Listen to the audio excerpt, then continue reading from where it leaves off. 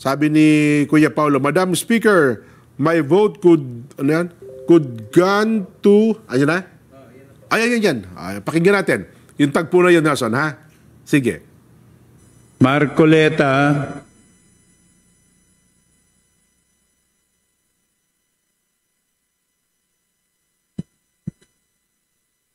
Madam Speaker, my vote could have gone to either Kong Toby Chanco, Kong Duke Frasco, or Kong Miao Kiko Barsaga. But since they are not on the list, because they're not, I think they're not ready to run yet, maybe at least not for now, I think the House needs a major institutional change, institutional reforms, not just cosmetic changes.